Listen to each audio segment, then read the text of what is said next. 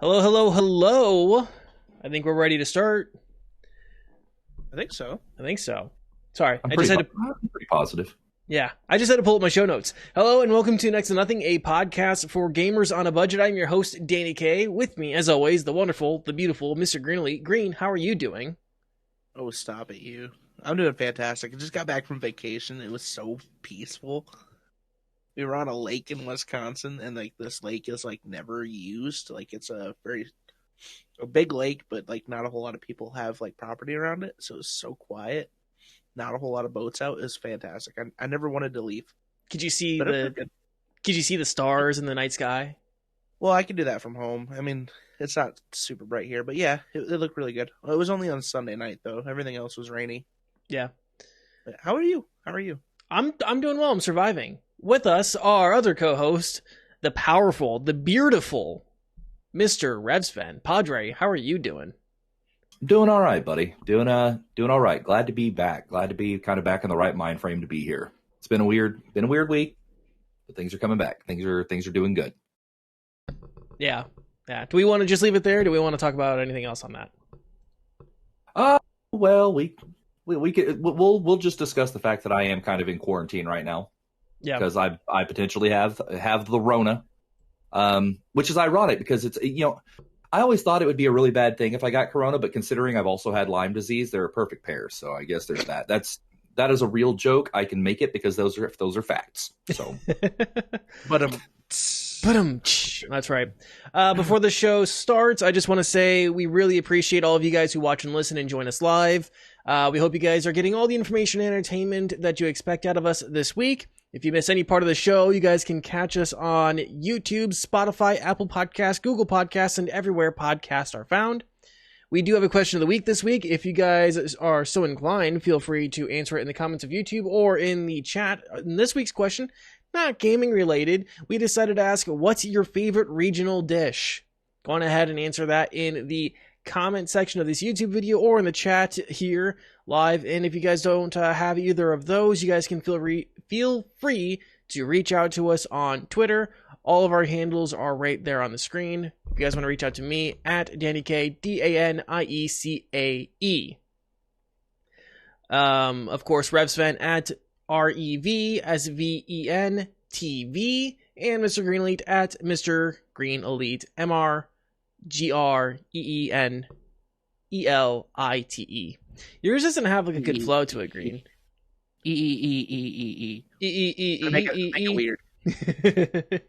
No, I wish I picked something super cool as a name, I don't know, Tim the Tap Man or some shit. I don't know. That's the best I could do with what I had. Okay, I'm sorry. So yeah, that's our question of the week. Feel free to answer that in the comments, chat, or reach out to us on Twitter. So I think that's about it. Any other things that we need to get out of the way first before we start? No. I think I'm ready to go. Excellent.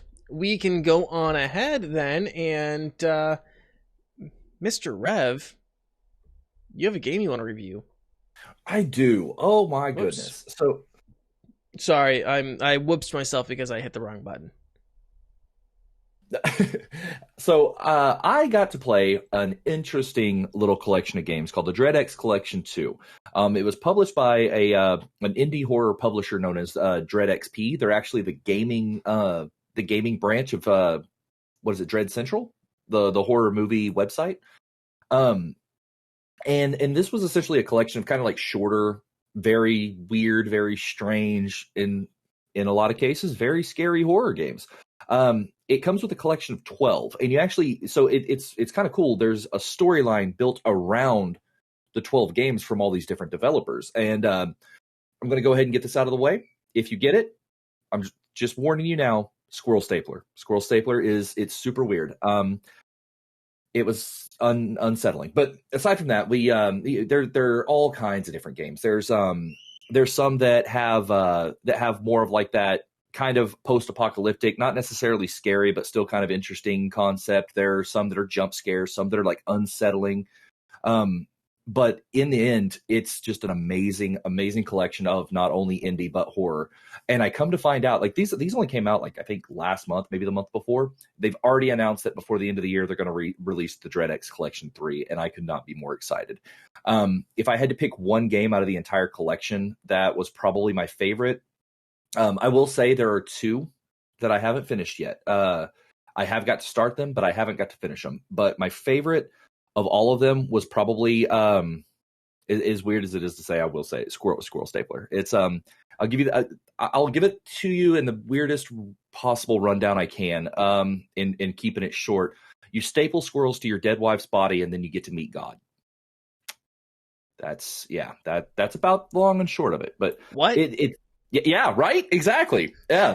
Hold on. Can you say that sentence again? Because I'm not quite sure I understood it. Okay, well, I did leave out a part. You hunt squirrels, and then staple said squirrels to your dead wife's body, and then you get to meet God. You wake up, and like without spoiling any, I don't know why I can even really spoil in this, without spoiling anything, you wake up in this cabin, and there's flies hovering around like a skinless dead body with no head. And you go and look at it, and you're talking to it, or you're not talking to it, but you like interact with it. And it said, the flies have made my wife hideous. She wants to be beautiful like the squirrel in the woods, so I will cover her in the squirrel in the woods. And you go out and you hunt like 5 squirrels, and you come back and you staple them to her dead body, and you go to sleep. You wake up, then you have to go hunt a giant squirrel and 5 regular squirrels, staple them all to her dead body, and then things start getting real weird. As if it wasn't, if that's not already a weird premise. Things start getting weird from there. And you start getting chased by ghost squirrels are the ones you've killed. And then the giant squirrels come back as these like weird growling demon exploding squirrels that can kill you. And in the end, when you finish it, you get to meet God. And it's unsettling. Oh my God, is it unsettling? If you want to just skip it and get to the unsettling part, there are clips on my Twitch channel you can watch. It's terrifying. Well, I just want to confirm this is an actual video game, and it's not you running around in your backyard intoxicated on something. No, actually, believe it or not, this sounds like something I would do on PCP. I would assume, but no, yeah, this is a real game that is part of the Dread X Collection 2. It was funny because I kept seeing people talking about it on Twitter, and I was like, okay, this is going to be the second one that I play, because the first one was a Cthulhu dating sim. Which was pretty awesome. She was dummy thick too. Like she was like, yeah, like for having I'm not into hentai, but for having like tentacles on her face, she was thick and kind of hot. But yeah, so those were the first 2 I played, and they were completely different from one another. And then like all the rest of them, they're just so different from each other. But it is a fun time. And I'll say this, like for some of them being as short as they are, I mean, I went through, I think, 2 or 3 streams already, and still haven't, like I said, I still have 2 games that I haven't finished on it yet. So I'm probably going to go ahead and complete those soon, because I'm going to jump in early on Dread X Collection 3, because as weird and creepy and crazy as all this is, it's been a lot of fun. Ton of fun. Cool. So how much was Dread X Collection 2? Last time I checked, I want to say it was $9.99. They may have changed it now, but let me, I will double check that. I don't know why I didn't think to check that first, but I can pull that for you real quick. Yeah, it's $9.99. 12 games in it. There's one in it that's really, really good, actually. It's the dev of this particular game actually came by my stream while I was playing, and we got to have like almost like a cool interview type thing where I was asking him things about the game, and he was giving me like some behind the scenes information about how it was made. And it was called The Diving Bell, I believe is what it was called. Okay. It's that one actually is very claustrophobic though. So it's like if you don't do well like playing games like horror games that put you in tight spaces, don't. It's because it made me uncomfortable. I'm not usually too bad when it comes to stuff like that, but for some reason that game was making me uncomfortable as all hell. Yeah, The Diving Bell. That's what it's called. And it's like, I mean, that one in and of itself is like a good hour and a half playthrough. So that one's a must recommend on my list from the collection. Yeah. But in order to be able to play it, you don't just get to turn the game on and play any of these games. It's really interesting because, like I said, there's a story built around it. You wake up and you're in this house and you play this VHS tape, and then these voices on these speakers start telling you you're part of like an experiment. They're like trying to give you some trauma to kickstart you back to where you were. And so you actually have to go around solving puzzles in this house to get a key to unlock a box to actually unlock the games to be able to play them. So that's actually really cool. There's like puzzles in order to unlock these games to be able to play them. They're not like, they're pretty intuitive. They're really easy. And nothing as of yet has happened in the house that's really jump scary. So if anybody wants to play it, you don't have to worry. You're going to be fine in the house. But it's anything from like finding dismembered body parts to go put on a surgical table to put a body back together. And then when the weight hits, you open up the deal, go down, unlock a game, play it. It's really cool. It's super creative, and I can't wait to see what they do next. So I'm looking at the Steam listing right now, and you're right. Cthulhu is dummy thick. Right? Oh my God! It's called Sucker for Love, which is hilarious because she's got all those tentacles hanging from her face. But yeah, dude, that pink hair, the dummy thick body, and then her eyes even. And those tentacles. Like I said, not a hentai guy, but you know. Oh man. So yeah, I was looking at it. I have some stats here that I can share. Yeah.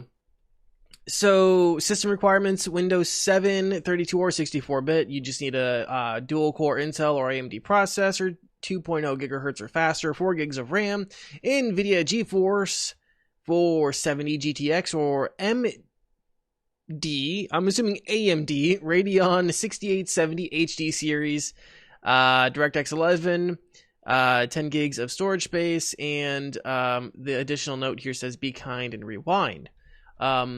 According to SteamDB, the lowest price ever recorded for this game has been $8.99, 10% off from its $9.99 USD price tag on Steam. I did see Dread X Collection.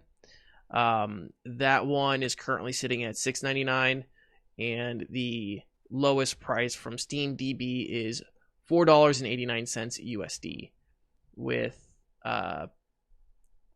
pretty similar, actually almost like the exact same system requirements for that. Mm-hmm. If you're interested in going back and checking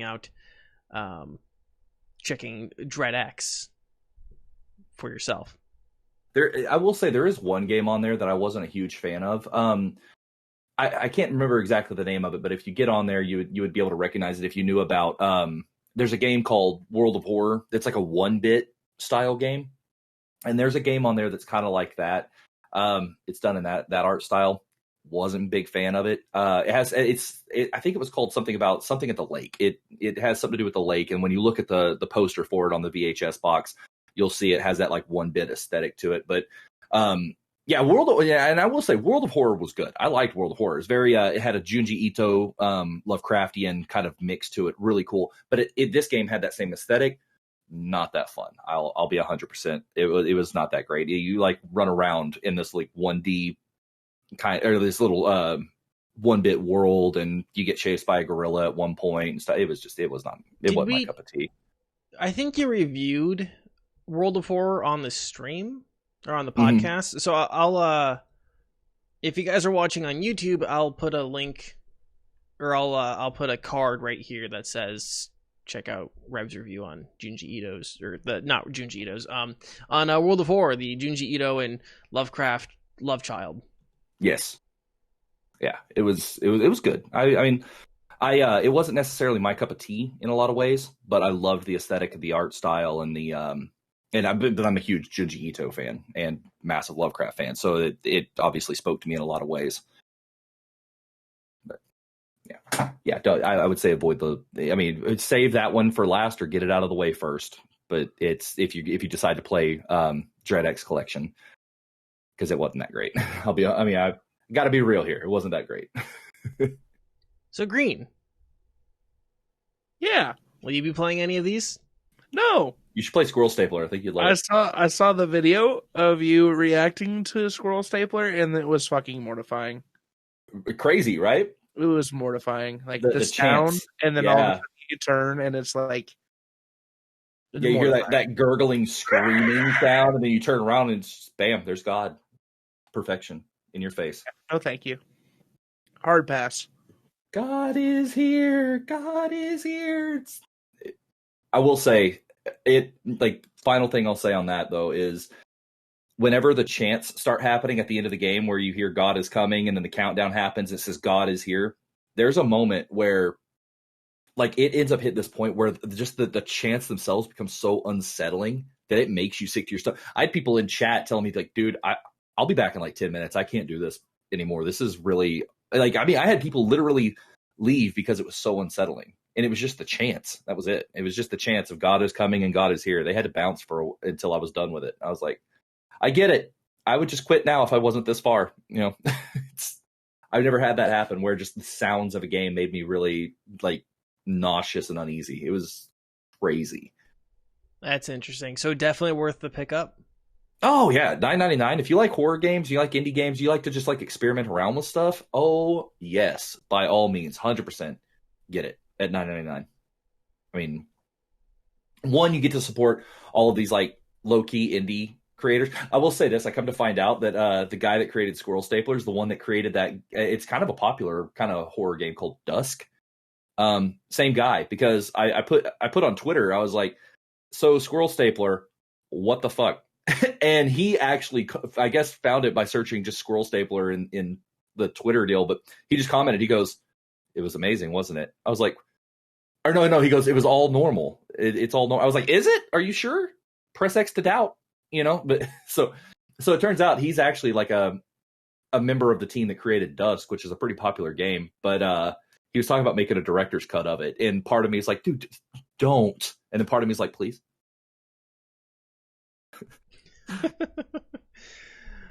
Cool. Anything else on the Dread X collection? No, that about covers it all. Pick it up if you like horror and you like indie. Do it. Cool. Boom.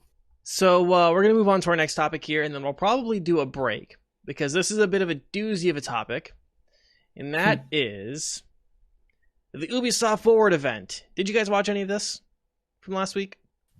I've been on a Ubisoft boycott. I've been away from everything for a while, so I've missed it. So let me start with the shit-covered elephant in the room, because we have talked about Ubisoft. We have not had kind words for Ubisoft, and I don't have kind words right now either. So before the event started, Yves Guillemot, I believe that's how you pronounce his name, I don't speak French, and I apologize, posted a video to Twitter addressing the company's problems with diversity, inclusion, racism, and sexual misconduct. It was not included in the main broadcast, and I have a major bone to pick with them here. It was a 4-minute video. 4 minutes for a presentation that was done digitally, by the way. So it's not like they had network constraints, right? They didn't have a hard out with NBC or E3 or, you know, whoever. This was a live streamed digital event. There are no time constraints unless they just want it to be a neat 1 hour. And if they wanted it to be a neat 1 hour, there's a lot of bullshit that they could have cut for the 4-minute speech that they could have included addressing the issues they have been called out for the past 3 months. I don't buy that they could not include this in the live broadcast, but it's okay. It's going to be in the VODs. They knew that they knew the majority of people who are going to view it were going to view it live through either their own official live channels or through the coverage networks that were going to do it, like IGN, Polygon, and whoever else was going to basically hold the stream as well on their platforms. Bullshit. Cowardly. Fucking cowardly. The message itself, I have nothing really to say. It was more corporate bullshit. A lot of they really didn't address many of the failures in any sort of specifics like they should have.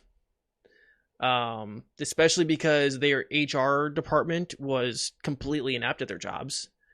I would defer to Green on that, but I think whenever a 5-hour screaming session is held in an office without doors, HR should probably do something to stop that. Right, Green? Yeah, I would 100% agree. Yeah, I think the amount of sexual harassment and racism that went on in those offices is wholly unacceptable. And the idea that they can just throw a bunch of money at it to try to make it go away seems ridiculous. 110% agree. Yeah. I found this to be just mealy-mouthed and hollow. And I think the fact that they did not include even the most hollow 4-minute speech in the live broadcast just shows how cowardly Ubisoft is. And I'm still going to maintain my boycott. It doesn't matter what they showed. The fact that they couldn't own up, they couldn't have the balls to address their failings in any sort of capacity that wasn't like this, shows me that they haven't actually learned their lesson, and then they're just hoping that we're going to forget. So that's my take on it. I mean, I see something here about a mentorship program is all they really said they're going to put into place, like a mentorship program for women and underrepresented minorities. Yeah. I mean, again, the problem wasn't that to me, the problem wasn't even the fact that these people were underrepresented in the company. That's on the company itself. What is worse is the conditions for those people, right? What's it matter if you hire more women of color into your company if they're treated like dog shit like everyone else in the company? Yeah, they have lack of action. Yeah. And then when your HR company basically refuses to address those issues with your executives and with your team leads, like there were reports that the HR team basically would do nothing. They ignored like programmers and QA people who had complaints against executives and team leads. Like, it's ridiculous. Like, it was so, in the 4-minute speech was just so mealy-mouthed and hollow and piss poor, and the fact that they didn't even include it in the live broadcast. Again, I feel like I'm rambling and just repeating myself, but it just shows they didn't learn anything. I mean, that's my, I mean, we talked about it. You guys can go and see our initial, pretty raw reactions in our most recent episode with Lou Merck. But let's talk about what happened in the show, or what was revealed in the show. So the first thing was Immortals Fenyx Rising was re-announced. It had a different name, like Monsters and Immortals, or Monsters and Gods. Apparently, okay, I remember that. Yeah, there was a titling dispute with Monster Energy, so they renamed it to Immortals Fenyx Rising. It looks like a Greek myth-inspired Breath of the Wild. So nothing really there. I think they showed off a little bit of gameplay. It doesn't look like anything I'm interested in, really. They showed a Prince of Persia Sands of Time remake, which is getting shit on by a lot of fans. A lot of people think it looks like trash, and I kind of agree. They might have been better if they called it a remaster rather than a remake, because a remake to me means that they go from the ground up and rebuild the entire game with modern engines and assets and whatever else. Again, if it was a remaster, that would be different. I don't think it would be an issue, but I think it's because they're calling it a remake. Green. I would have preferred them remake the Prince of Persia, the Two Thrones. That one, I think, was by far the best one. But then again, I wouldn't be getting it regardless. Yeah. Exactly. Scott Pilgrim versus the World, the game is coming back after being delisted for several years, and still no word on why it was delisted. That's been kind of a mystery for a while, which nobody seems to know anything on. Not even the Scott Pilgrim creator knows why that game was delisted. Let's see. Rainbow Six Siege is coming to next-gen consoles. But that was, yeah, yippee. To me, that was like a no-brainer. Like, of course it is. Like, why wouldn't Rainbow Six Siege go to the next-gen consoles? Because it's still kicking ass on current-gen consoles and PC. They also announced a World Cup competition, which I'm going to say right now, I nominate Bubba Pudding to represent the USA.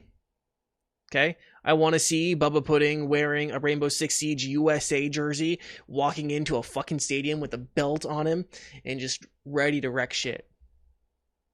Okay, that's... What's that?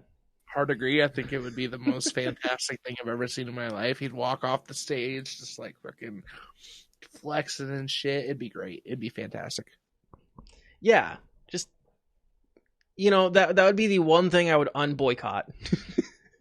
Is to see Bubba Pudding walk across the stage wearing his Rainbow Six Siege championship belt and jersey. And just coming and wrecking shit. They also announced another game, Riders Republic, an Extreme Sports MMO, and that's coming February 25th, 2021. So that was really it in the Ubisoft Forward. Again, I think there's a lot of shit here that they could have fucking cut to include that 4 minutes. Like, you know, Riders Republic, an Extreme MMO. Yeah, an Extreme Sports MMO. The trailer for that only needs to be like a minute, and then, hey, it's coming out at this time. Boom. Look, I freed him up a bunch of time right there. I honestly don't know who actually would want an Extreme Sports MMO. We've already tried a racing MMO, which I think is even an Ubisoft property, The Crew 2. Right? Am I correct in saying that? Is The Crew 2 an Ubisoft? Let's find out. I am. I'll beat you to it. Ubisoft, yep. Yeah. Ubisoft North America. I am curious how many people are still playing The Crew 2. I know I know somebody who's playing it right now. Do you? Wheeler. Yeah. Oh, yeah. Yep. He talked about it earlier. Sale. Got it on sale. Yep. That's all that matters. You got it on sale. Okay, so SteamDB. Now, okay, Steam charts. 703 players right now from SteamDB for The Crew 2. Saying total player count on GameStat. Not GameStat, GamStat.com. GamStat. That as of September 6th, 2020, there's a total player count of 4,800,000. Yeah. The all-time peak about a year ago, according to SteamDB for The Crew 2, was 6,933. So it doesn't seem like it was anything. To me, that's not like a smashing success. Of course, it's a couple years old, so I don't know how that's really geared out for it, but well, now you got to throw on top of the fact that people just don't care for Ubisoft anymore, so it's like on top, you're right, on top of the fact that people are very angry at Ubisoft still.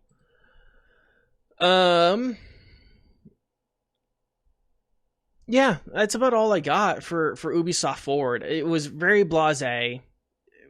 A disappointment in every way. Because I thought, maybe they don't have much of an announcement. Maybe they'll show some balls and some integrity and admit their faults. But they admitted their faults, but they didn't. Let me say this again differently. Show some balls and show some initiative and actively let us see behind the curtain. Instead of saying, oh, we have these programs and, they didn't stand for our values. I'm going to go back off on this tangent real quick. Because Yves Guillemot said these people did not stand for our values. One of the main perpetrators was the creative head of the entire fucking company. Almost everything Ubisoft put out, he touched. He was like Yves' number 2, number 3 guy in the entire fucking company. And Yves didn't know about his behavior. And then Yves wants us to believe that it's, not a part of the company's values. I'm spamming X to doubt. Sorry, they didn't do the right thing. That's all that matters. It's just they didn't do the right thing. They didn't, and it makes me angry. This is like last week. It's just gonna be a salt fest. Anything else on Ubisoft Forward? We wanted to talk about anything we wanted to mention? No, I'm good. I saw also something about was it Far Cry VR possibly coming out? I saw something about that. I don't know if that was actually necessarily announced at Ubisoft Forward, but I did see it get announced. So, I mean, that's kind of cool. Oh, yeah, that would be interesting. I didn't even hear about that. I was surprised we didn't really see anything anything about Far Cry 6. Yeah, that is weird. Okay, yeah, this is 5 days ago. They did do official trailer for Far Cry VR, which it looks like maybe it's just going to be done like VR for Far Cry 3, maybe? That's what it looked like with the insanity thing? Yeah. Yeah. That would be interesting and weird. I don't know how they would manage that. I'll have to watch it and just see. Okay, cool. Anything else on this? Otherwise, we'll take a break. I'm golden. All right, guys, we're going to take a break. Stay right there. We'll be back in 2 minutes. Hey guys, I hope you're enjoying the show. I wanted to take a quick moment and say thank you for watching and listening. Last month was not business as usual for us. The delayed show and family emergencies got in the way of us putting out a show each week, and we're sorry we couldn't get you guys the news and reviews we were looking for. But we're back now and better than ever. If you like what we do and want to help us keep going, be sure to subscribe to us on YouTube, drop us a review on your favorite podcast platform, follow us on Twitch, and retweeting us when the show is live. These are all easy and free ways to help the show grow. Thanks for listening and enjoy the show.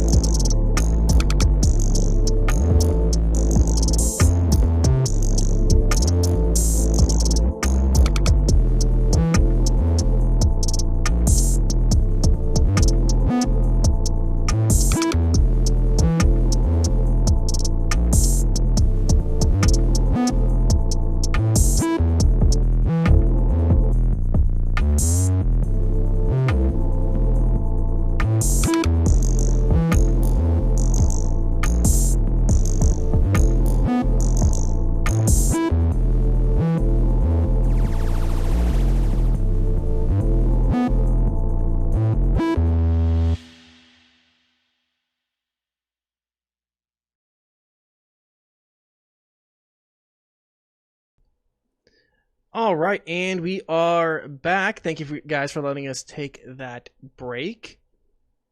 You guys ready to get right into the next topic here? Absolutely. Let's get it. All right. So I feel like right now we need to get like some sort of sound effects, like it's console watch on the Next to Nothing podcast. Here's your host. Right? We need like some sort of alert. We need that for the upcoming console thing, as well as the deals of the month. So if you know someone who has like an audio, thing, have them hit us up. Audio thing? You mean like audio editing knowledge, like yours truly? Look, I would do it. I'm just too lazy. Hey. All right, so it's console watch. So last week we talked about the Xbox Series S and its price and the fact that it was even revealed. The Xbox Series X got its MSRP announced. They're going to start selling it for $499 USD. In addition to that, we got some other news surrounding xCloud, which launches today, actually. So if you have Xbox Game Pass Ultimate, you can access that. The xCloud is launching with about 150 titles. Some of the titles include Gears of War 5, Nier Automata, Ori and the Blind Forest Definitive Edition. Ooh, it's definitive. A mobile. Oh, yeah. What's that? So definitive. Oh yeah. So definitive. A mobile optimized touch version of Minecraft Dungeons and more. So for those who are curious who want to pick this up, it's available on the Google Play Store and some Samsung Galaxy Store right now for mobile, but it's currently not on the Apple App Store for reasons we'll be discussing later. That, ladies and gentlemen, is called foreshadowing. Game Pass right now is only $15 a month USD, and getting xCloud access to all these games is pretty cool, but I will say beware. It might not be as good of a deal as you think if you have to pay for your internet data usage, and paying for all those overages might be a pain in the ass. Although I think on its face, it seems like a pretty good deal. Rev, you're kind of the Xbox expert here. What do you think? How you feel? I mean, long story short, I like it. I'm obviously, now that I switched over to PC, I'm probably not going to be doing anything like that. But I'm really intrigued by the xCloud. You know, like going over to the mobile aspect with some of the Game Pass stuff. I'm really interested by that. I'm going to give that a shot because since I have Xbox Game Pass anyways, I'm assuming it does carry over, right? I would assume. I assume. I believe so. If it carries over from Xbox to PC, it should also carry over to mobile. So I'll be really interested to see how playable. Okay, so see, I'm going to give that a try anyways. Then, I think it's a good step for them. You know, it feels like Xbox is trying to do everything right this time around. You know, because they failed massively on the previous generation. You know, compared to the PS4. And I know they're trying to get their foot back in the door, and they need to. So yeah, I'm really interested. One of the things I really like was that they're including the what is that? The whole thing with the Xbox Series S, where you can pay a certain amount, and it actually helps pay for the Xbox itself and the Game Pass and Xbox Live. I can't remember exactly what they called that, but I heard something about that. I mean, it seems like they're finally trying to be more of a game console instead of this whole home entertainment console thing that they tried to push with the Xbox One X or the Xbox One. So yeah. I'm optimistic about it. So we'll see how it continues to play out. Ready to see kind of how PlayStation comes out swinging in the next month or so. So it's gonna be fun. I think it's gonna be a fun time this time. Yeah. So you just kind of mentioned something here that I don't think we've really talked about, which is just how fucking difficult it is to talk about these because of all the stupid names they have for all their products. The Xbox Series X, the Xbox Series S, games with gold, Game Pass with gold. What else? Like, what other? Xbox Series One X, 360. No scope. Like, yeah, eventually they're going to have to stop and just like I don't that they messed up severely in my opinion when they switch just over to Xbox One. It's like, well, great, now we're going to be stuck looking at trying to figure out which one's going to be which and all that. It's just go in the numbered thing. Just go with the numbered order like PlayStation did. Like, why is that such a hard concept? Like, mini would be fine. Like, you with the S versus the X, like or Slim. Like, I mean, Slim probably PlayStation has a deal with that because they called they called theirs the Slim editions. But I'm like, why even bother calling it the series of any? Like, why is that even a thing? I mean, that's stop. Yeah, the naming scheme and then like the naming of all their programs is just very frustrating to try to read and understand. Yeah, like when they were first throwing out the Xbox, where they were trying to say that they were going to get rid of the whole designation number stuff to simplify it, and now it's just getting worse and worse and worse. Yeah, I mean, because look at it this way: like, how easy is PS5, and then PS Plus? You know, I mean, how easy is that as opposed to, game, gold and live or gold and Game Pass and all that. Like, just come up with one comprehensive thing, make it a deal, and just go. Yeah, and even the games with gold, right? That's like the program where like you get like, is that the one where they swap it out every month with Xbox Live Gold? Right? Yeah, Games with Gold. Games with Gold is the one that they do new ones every month, and then Game Pass is the one where they'll add some new ones, take some away, almost like it's their Netflix. Yeah, it's like, why don't you just call it Xbox Live Premium? Yeah, right. Or I mean, just call it call it Xbox Live, because I mean, people are going to need that. Like, why do you need like why gold? Yeah, there's not a silver or bronze. Yeah. And if you are going to name it gold, then introduce a silver and bronze tier. Right. Exactly. It's very like I'm a huge fan of Game Pass. That's no secret.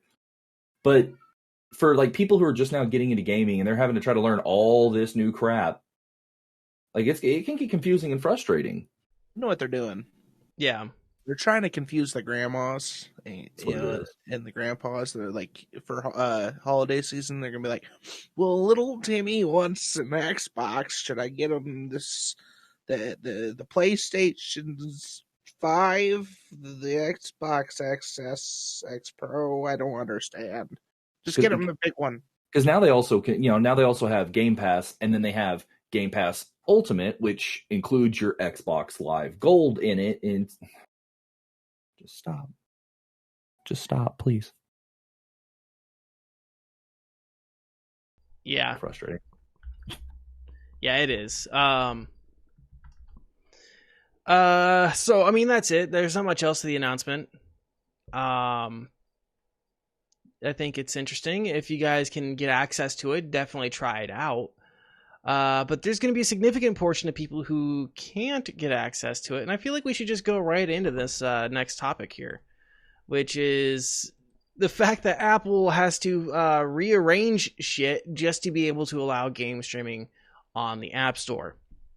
So Apple is allowing some companies to bring their game streaming services to the iOS platform, but there are a lot of stipulations that will make it feel like a camel going through the eye of a needle. So my main source on this story, by the way, is from PC Mag, and the author is Michael Kahn. He did an excellent job on this article, so go check it out. So the updated rules added a new section of the App Store that is entirely designed to house game streaming services. Services can list there, but it comes with a lot of restrictions, most notably that the apps can't house all of the games that they offer on a single app. Think something like your game launchers from Epic or Steam on your PC.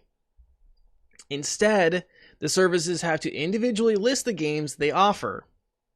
So services can have their own catalog app for users to view their own games, but each individual game has to link back to an App Store listing.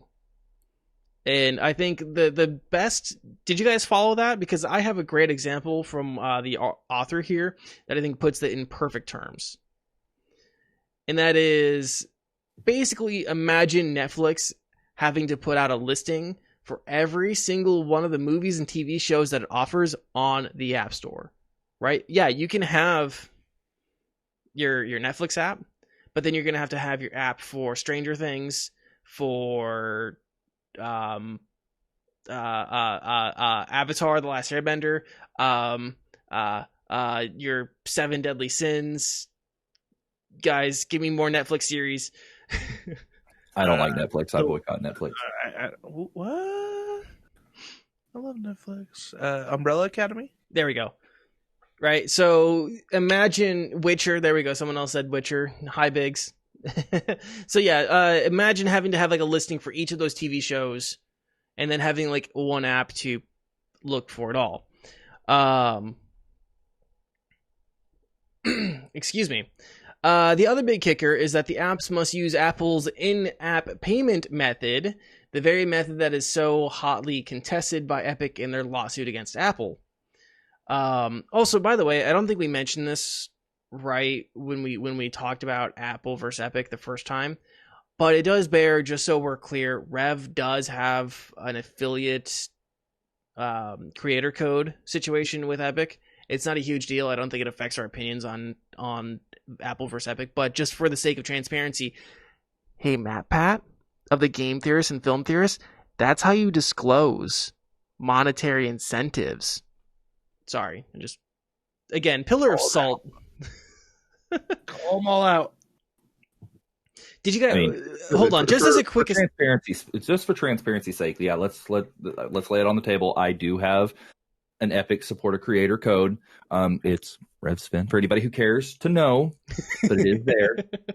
But that actually has zero bearing on my dislike for Apple. Yes.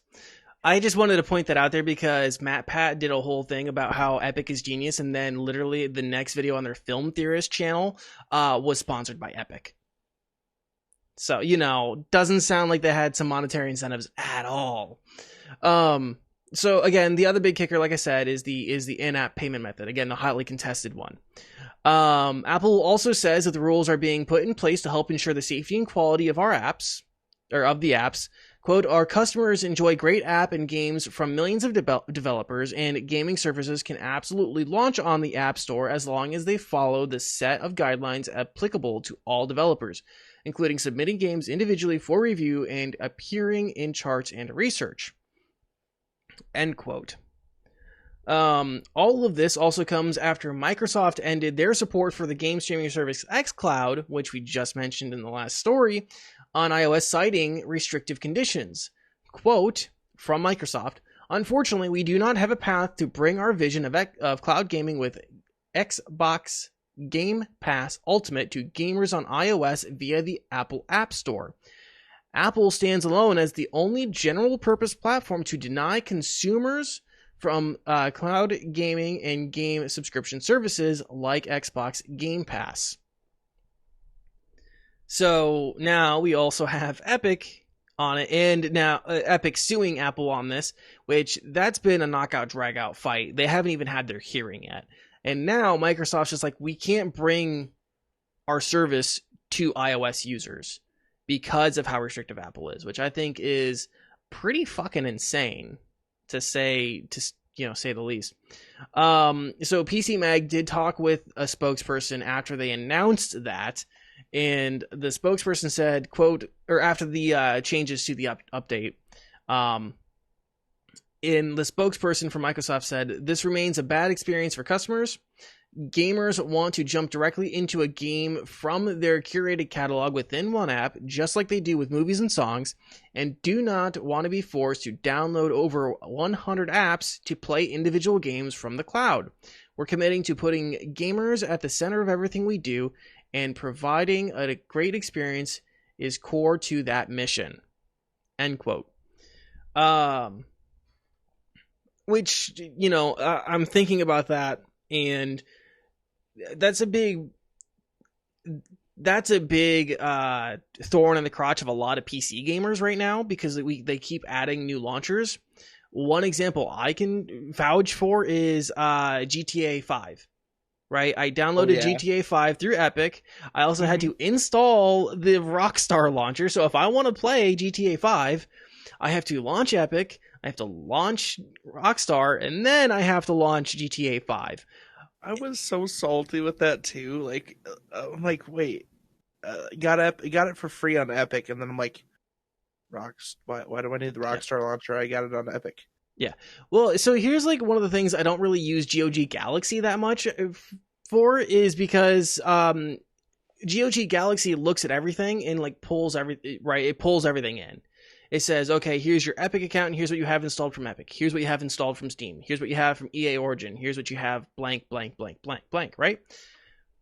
So if I'm just looking at Galaxy, like trying to decide what I want to play, and I'm like, oh, GTA 5, then I have GOG Galaxy open, then I have Epic, then I have Rockstar, and then I have GTA. I have 4 apps to play one fucking game.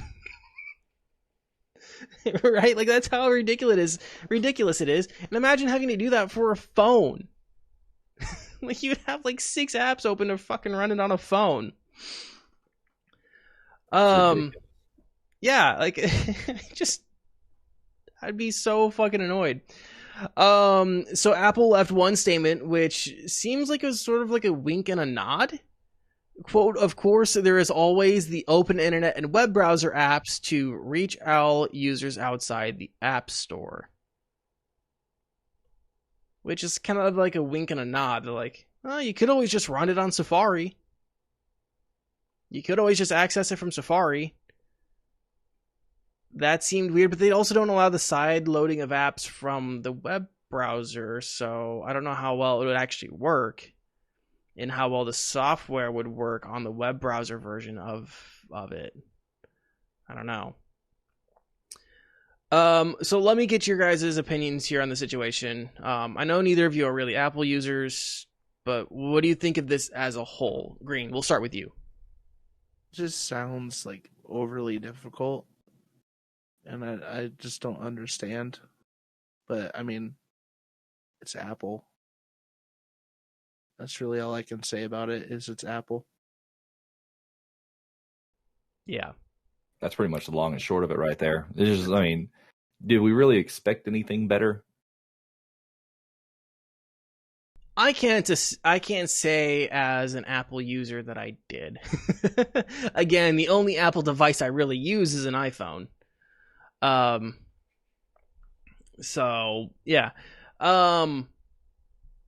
There was one other thing I thought about when I saw this, and that was thinking about games that are going to be on more than one service. And what first came to mind was Cyberpunk 2077. Now, I'm not 100% sure if it's going to be available on all of these, but like the three major players in the game streaming service space right now is GeForce Now, Google Stadia, and Microsoft xCloud, right?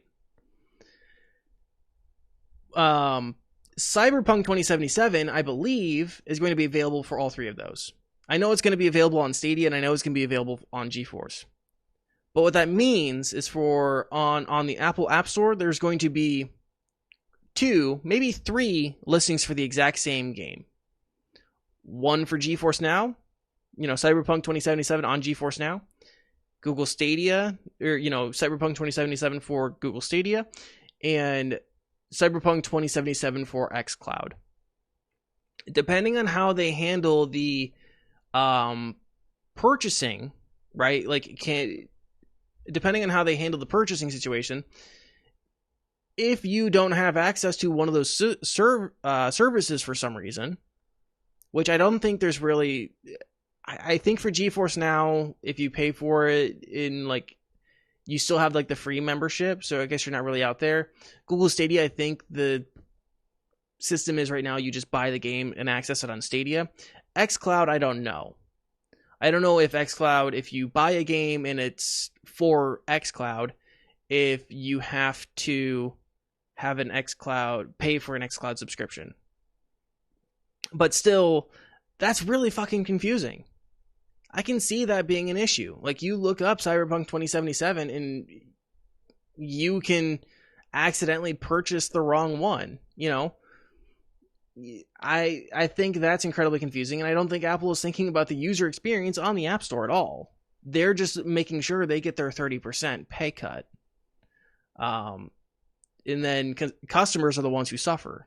They have to deal with all sorts of bullshit. They have to launch multiple apps to run their games. And to even buy it, they have to sit there and be like, okay, I'm going to buy it on GeForce Now. Let me make sure that I have the right listing to pay for it on GeForce Now.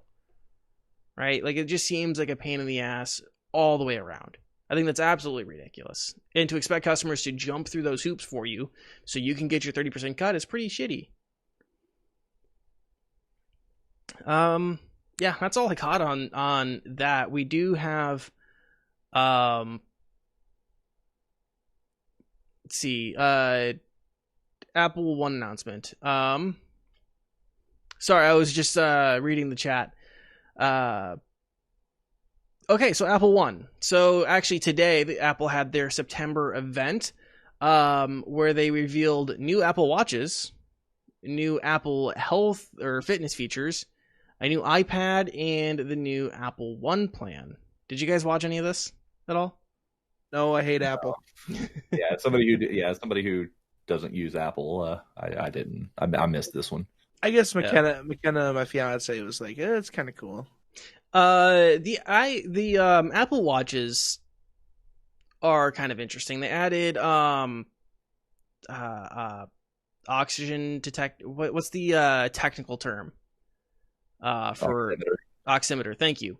Yeah, they added some oximeter stuff. They added all sorts of like for the watch face itself. They added like a lot of developer support, so you can get like a specific, for like specific purposes, you can get like a watch face for like, if you're a nurse or a doctor, like those like the one that they showed, like, oh, you're a healthcare worker. Well, here's something that's like going to show you like the time of day. It's going to show you your schedule for the day. Here's the weather outside. Oh, you're hiking. Well, this is going to show you the time of day. It's going to show you temperature. It's going to show you altitude. It's going to show you all this stuff. Or oh, you're a photographer. Golden hours at this time, and blah blah blah blah blah. But the one I think the announcement I think has the most bearing on our audience is the Apple One plans, right? Apple has been making very consistent steps towards offering services and being a service-based company, right? As we describe it, it's the walled garden, right? You buy an Apple product, you're locked in because not only are you used to the Apple products, but you're using Apple services. That's kind of that's their plan, right? They want to get you in on the hardware and they want to get you in on the software. So Apple One plans start at $15 a month USD. That's for an individual, and it comes with Apple Music, TV Plus, Arcade, and 50 gigs of iCloud space. The family plan starts at $20 USD. You can share up to 5 people on the plan, has 200 gigabytes of iCloud space, and the other aforementioned services such as music, TV, and arcade. The Premier plan is offered at $30 a month USD. Again, up to 5 people on it, 2 terabytes of iCloud space. They added News Plus and Fitness Plus, which is coming out next year, to the Premier plan. So yeah, what do you guys think about those right on the face? Anything in particular you guys think about that? No, I mean, given the like what value you do get out of what you're paying for, if you were going to get an Apple product anyways, I mean, it's not bad for what you're paying for. It's just like what blows my mind is looking at the prices of like the new the new iPad Air going to be $600. Yeah, but it's got USB-C. Oh my lord! So does my phone. I think it's the MacBook has USB Type C as well. Yeah, the newest one. They're last year's. So yeah. Eh. Yeah, I mean, looking at this in terms of our core audience here, I don't really see this as anything of any real value for anyone. I can see this being a decent deal for families who are already in the Apple ecosystem, much like my mom and my stepdad. I think I've talked about it before with the Apple Arcade. They bought the Apple TV. They have 1 or 2 Apple TVs. I think they have one for the upstairs and one for the downstairs. Everyone in the family has iPhones. We trade around the hand-me-downs all the time with the phones. We've had a variety of Macs and iPads in the family as well. That's the kind of audience this kind of service plan is geared at and probably benefit the most, especially if gaming is not like a big part of anyone's life. Having just some games available on the Apple Arcade is, probably going to be just enough, right? That's the justification for the parents. Like, no, we don't need to go buy you an Xbox. We have Apple Arcade. You can play, this game on Apple Arcade, right? That's probably the justification for some of these families in terms of the gaming stuff. The Apple TV, I know they have originals, but none of the originals have ever really caught my eye. I don't know. Have you guys ever seen trailers for the Apple TV Plus originals? I've seen a couple, but I never really paid much attention to them because they didn't really seem like much that was going to pique my interest anyways. Yeah. Green looks really confused. Like he's like really trying to think about it. I think I saw one for Apple Plus. I'm not sure. I think I don't watch live TV anymore. Yeah. So, like, I don't think so. But I feel like I did. I just don't remember it. Yeah. So I don't know. There's just not like a ton of value here to me. I can't, like, I don't know. I wouldn't want to purchase it on the individual plan. Maybe if, like, for Christmas, my mom's like, hey, we were thinking about doing the family plan for Apple. Would you want in on it? I would probably consider it. But my only device on Apple is my iPhone X. So I don't know. I don't see a lot of value here, especially for our core audience. I don't think it's worth the subscription service. I think it's such a niche benefit. And I don't even think people are really going to purchase it for the arcade anyways. I think the majority of people who are going to purchase it are going to be purchasing it they're probably going to get the family plan and purchasing it for the extra iCloud space, the Apple Music and Apple TV bundle. I think the arcade part of the bundle is just going to be the thing they forget and shirk off. Personally. And I don't know how many people are going to do the Apple One premiere. The news feature on Apple was meh, and I don't really know about the fitness. I saw the whole thing with the fitness. It didn't interest me at all. But yeah. Anything else on the Apple One announcement, guys? No, not from me. No, it's Apple. Yeah. That's my stance on everything Apple. It's Apple. It's Apple. Okay, cool. Was there anything else that we wanted to talk about? Otherwise, I think we ran out of it all. I actually did want to bring up something I found out recently, and that's that Facebook Gaming did sign a deal to where they can stream, like their partnered streamers can actually stream copyrighted music in the background without DMCA complaints. Yeah, they inked a deal with Sony Music Entertainment, UMG, and WMG, which is big. Like, those are like the big, like a radio station has to pay for their BMI and ASCAP at the very least, for those distribution licenses. So that's huge that Facebook gaming partners can do that. Yeah, that's kind of, that's a big move for them. I mean, that's not enough, I don't think, to really drive people there. I just think that's a perk for the people that are already there. Like, I don't think there's somebody that's sitting around and thinking, oh, well, shit, I'm going to go to Facebook for that. And it's like, no, you're not. That is just a really cool perk that they're like, while Twitch is out here missing the mark on a few things, back to back, Facebook's out here putting out these kind of deals, like they're take notes, like Twitch needs to take notes. Can let's just extend this out. We weren't exactly planning on this, but let's have a little content creators corner here and talk about Twitch. let's just do it. Heritage Month thing was a fucking disaster. Congratulations, guys. The emote modifiers. They listened to that though. They listened to the complaints on that and took them down. But the Latin history. Explain the Latin history emote debacle.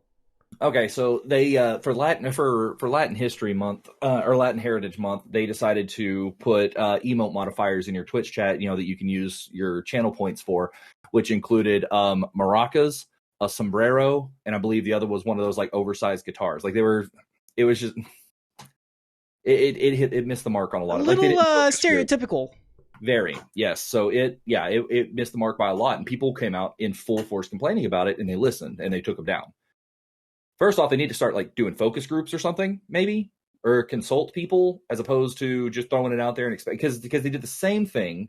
They did the same thing during the beginning of the Black Lives Matter protests when they had the deal about inclusivity. They put that whole trailer out they had like fucking 12 creators on it, and only one of them was not a white person. And they're talking about, like, guys, y'all need They don't think. They don't think or stop and ask anybody. They don't. They need to stop. They need to just stop and think and ask some people before they just throw shit out there. Like this whole new, they announced yesterday that today we're testing this new thing with the automated mid-roll ads.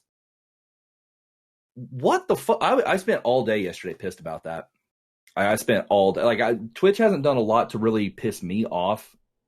They've done some frustrating things, but that right there, as a story-driven gamer, somebody who plays a lot of narrative-driven stuff and focuses on chat interaction, that shit upset me. Yeah. A lot. So in terms of the Hispanic emote modifications, I think it was just like really stereotypical. It's like, oh, when you think of Mexico, what do you think of? Sombreros, maracas, and guitars, right? It wasn't. It was kind of kitschy restaurant shit. Yeah, and that stuff doesn't represent all of Hispanic heritage. Yeah, that's so that was the problem there. Yeah, and I mean, Hispanic heritage, goes from Mexico all the way down to Brazil. Well, not Brazil. I don't think Brazilians technically count as Hispanic because they don't speak Spanish. I'm not an expert, but Chile, Peru, Argentina, the Dominican Republic, Cuba, Guatemala, like these are all Hispanic countries that have distinct and rich cultures to them, and maybe they should have thought about how they're going to incorporate all those other places with their music and food, and even just adding like the fucking flags would have been easy. Right, just something, something that you wouldn't look at and people would kind of see as like a stereotypical thing. Yeah. And as Lou just brought up in chat, the Afro Latinx representation. That's the stuff like a lot of your what is it? I think Dominican has a lot of that. The Dominican Republic has a lot of Afro Latina. Hispanics, yeah. It's just like they just focused on like the one core centric shit you see in a restaurant. Yeah, it felt like they just. What do you think about when you think about Mexico? Oh, you think about all the kitschy shit they put in the Mexican restaurants, which again is perfectly valid part of like the culture, but it's like it's stereotypical. It's kind of lazy. Somebody went to a Tex-Mex restaurant, and that's what it was. They went down to Dallas and found a Tex-Mex restaurant and started taking notes. That's what it felt like to me. Yeah. It just kind of missed the mark, and a lot of people came out and expressed it in a lot of in a more professional manner than I am. They expressed, listen, this is exactly why this is wrong, but they're really on a hot streak right now. They need to knock it off. Stop. And then you're mentioning the ad roll thing. So they decided that they're going to start implementing mid-roll ads for certain viewers. Unless basically, so right now the rule is for streamers who run ads, like we just did a little bit ago, is if a streamer runs an ad for 30 minutes, you don't get a pre-roll on that channel. Now they're going to add that to mid-rolls. So if a streamer doesn't run an ad, you're going to get a mid-roll part, whatever part of the stream. And I don't know how they're going to determine that, if it's going to be if you've been in the stream for 30 minutes and the streamer hasn't run an ad, you're going to get an ad. I don't know all the specifics, but yeah, if the streamer doesn't run an ad, you're going to get a mid-roll at some point. And that's frustrating. I mean, at the very, very, very least, give us the time frame. So that way streamers that are going to end up having to deal with this can schedule ad breaks for those of us who don't run them. It's like, if somebody comes in and I'm playing, or like you put on Twitter earlier, if you're playing Among Us, and at the end, it's down to the imposter and two others, and there's this big vote moment that's happened. Bam, ad. You don't get to hear the conversation. It's moved over into the corner. I actually saw somebody make a good point. If you're going to run ads like that up there, because I don't know if you've seen the picture-in-picture. It puts your stream up above the chat in a box. Why not just put the ad there? Run like a banner style ad up there. Don't put any audio in it. Just run like a banner style ad up there. That way you get your ad revenue for it and you don't interrupt the streamer's stream. Yeah. Sorry, Green. We've kind of neglected here. What do you think about the ad thing? It's okay. I think it's stupid. I feel like it's a gimmick. It's a cash grab. They say in their announcement that it's the profits will be going to the creators, but how much of that profit is actually That's what pisses me off is that they turn around, they're like, but it still benefits the creator. I'm sorry, but your 6 cents doesn't benefit me that much. Not as much as interrupting my game. And what it boils down to is, and I'm going to say this as pure fact, I'm not even going to state this as an opinion. When they instituted, streamer controlled pre-roll ads and stuff like that, they expected streamers to use them, and they don't. It is not. People do not run ads very often. It's not something that a lot of people do, and they were like, well, shit. We thought that a lot more people would run ads than this. I think I don't think they realize how few people take breaks in streams. A lot of people don't take breaks, so there's no reason to run ads. I get it for like a be right back screen or something. I always forget. Yeah, I forget to do it. Like I've run an ad roll one time just to try it out. Oh, I run them all the time. That's the thing. I don't like it. Yeah. It's okay if people do that's fine. Float your own boat.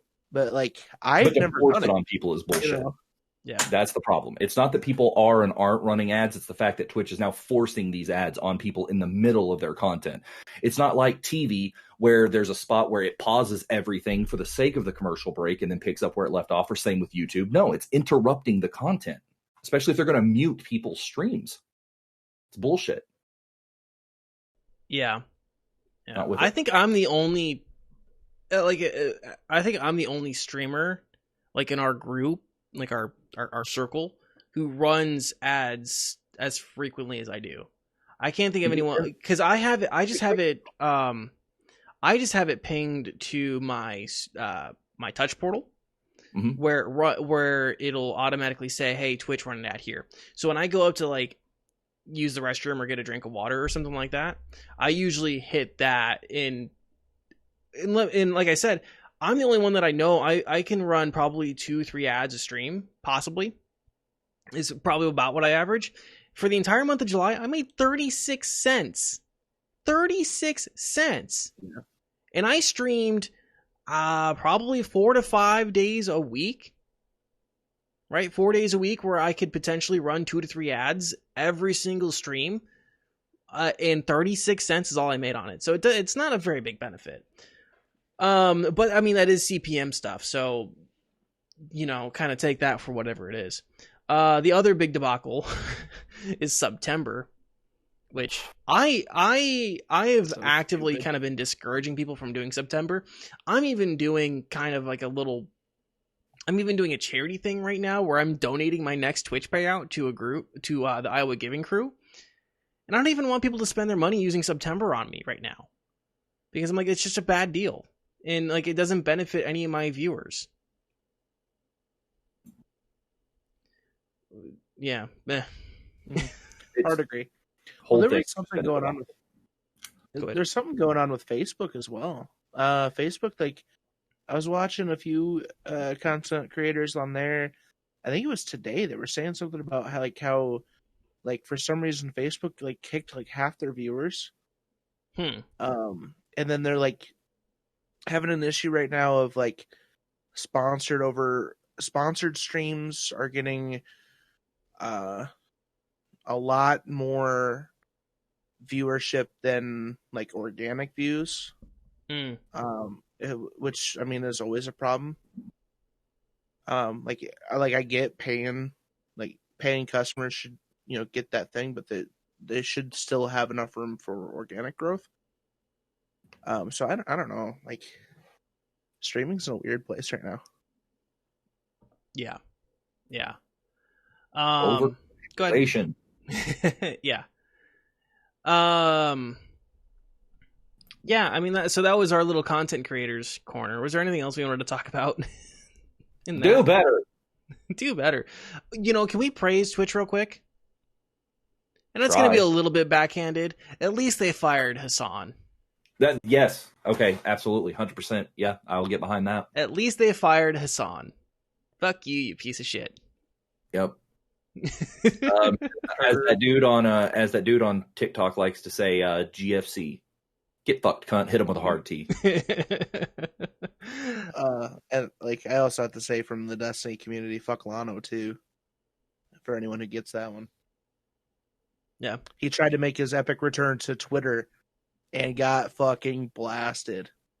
So I'm just gonna start using Twitter to inform my viewers about my YouTube and stay up to date. Like, everyone was like, "We don't want you here," and he immediately deleted everything. And like, he's still on YouTube, like doing his shit. And like, I checked to see how many subscribers he has, and it's been like ever so constantly going down. Oh man, we need to just get like a Social Blade live stream of that just to see his stream. Like a viewer count thing. Yeah. Like, these are the sexual harassers that are losing viewers at this point versus this point. Yeah. This. It'd be fantastic. Yeah. Oh, and his apology videos were just ass. That's it. That's people are ass. There's our salt corner. Let's go ahead and wrap up the show before we say anything that we actually regret. Ass. Mr.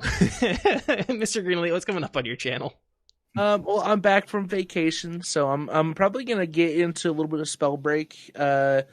Gonna try to make another return to Destiny this week, and then probably some Apex. I'm thinking I might take a little bit of time off of Warzone, a little bit, probably not a whole lot.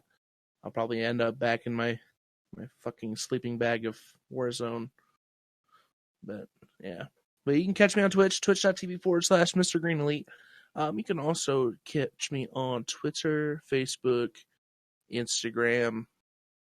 Do I have anything else?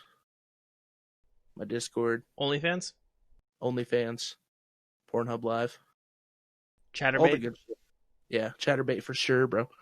Do you have an actual OnlyFans, Green? I don't, but Zombie Potion does, and it's fantastic. I have one, but it's blank. He does. He made it for a joke, and it was the best thing I've ever seen. Like he's like, he did like a self promote, and then I'm like, oh, self promote your OnlyFans. So he made an OnlyFans. He's like, bam. It was amazing. Damn. Rev, what's coming up on your channel? Well, Thursday will mark my 1 week in quarantine, and if I'm still feeling as good as I am now, I'll probably actually finally finish Tell Me Why. I missed, the final chapter came out last week, and I missed it due to everything that's been going on. Kind of bummed about that because I was really enjoying kind of actually getting to play stuff on day one releases, but I've avoided spoilers and everything, so I'll play the last chapter of Tell Me Why Thursday, assuming I'm still feeling good. And then this Saturday, I'm actually going to be running a stream on Anime for Humanity's channel centered around Suicide Awareness Month. Or suicide, we're going to be doing some stuff for the National or the American Foundation for Suicide Prevention. I will be doing a stream for that a week from this upcoming Saturday, but until I kind of get all of this, made sure everything's good, then I'm not going to really set too much in stone. Yeah, which I can say that is a fantastic organization to support. I actually did a charity month for them in last November. Awesome. All of the Twitters and stuff for you? Oh, yeah. My Twitter, Instagram, TikTok, all of them. They're just RevSpin TV, and then my actual Twitch account is just RevSpin by itself. Excellent. Coming up on my channel, I'm trying to get through Fallout New Vegas. I want to move on to some other games. There's not really much else going on for me. So you guys can catch me here on Twitch at Danie K, DANIECAE. You guys can find me on Twitter, DANIECAE, also Instagram, spelled the exact same way. And you guys can also subscribe to me on YouTube, Danie K Media. I will say we do have an event coming up. Mr. Green Elite and I have been working on an event called MidiCon. Since we can't do physical meetup, we decided we're going to do a virtual one on a Discord server. September 26th, you guys can join us for that. We have a virtual business card exchange. We have a seller's market. So if you guys are a graphic designer, video editor, audio editor, podcast, you do different podcasting stuff, or do different art or whatever else, you guys can go and sell your services there. You guys can also come and hang out in the just general chat and find some groups to play with. We are going to do some keynote some talks the day of live in the Discord, so you guys can join us for that for free. It'll also just be on some content creation. I know I have a keynote that I'm going to be giving. Green Elite has a keynote. There's other people, but we also have Revsven. Yes, I wasn't quite sure what all. I'll be there. You'll be there. I'll be there for that. Yeah. It'll be a lot of fun too. Yeah, just like a heads up, it's gonna be great. Yeah, we're gonna put like our fucking heart and soul into this shit. Like, yeah, because we can't do a live one, like in person one. We're doing this hardcore on Discord, so. Yeah, so link to that will be in the description of the episode. We also have a Yu-Gi-Oh! Duel Links tournament going on. I'm gonna take it home. I'm taking it to the house, kid. Taking it to the house. I'm gonna destroy everyone. I'm gonna ruin you. Oh no, you're fucking not. My Red Eyes deck is gonna just shit on you. You've got nothing on my Gravekeeper's deck. All right, nerds. He got me back into Yu-Gi-Oh! It's his own fault. You've created a monster. So yes, it's called MidiCon. Links in the links to the Discord in the description. If you guys want more information, feel free to reach out. We have all sorts of things. Just come on by and hang out with us that day. One other note, I am looking very seriously at a website called locals.com. I know it's another video sharing platform. So if that's something you guys are interested in, I am looking very seriously at adding the podcast to that. So keep an eye out for that. Otherwise, a dating site. It does. There's a couple YouTubers that I watch who said that they started adding videos to locals.com. And I'm like, is this some sort of weird dating site? Am I going to find a cougar there? Is that Farmers only. Farmers only. Yeah, am I going to be do I go there, upload my videos and be like, are you looking for a sugar daddy? Because it's not me. It's definitely not me. Okay, so of course, guys, thank you for watching and listening. We hope you guys enjoyed. If you guys missed any part of the show, you can find us on YouTube.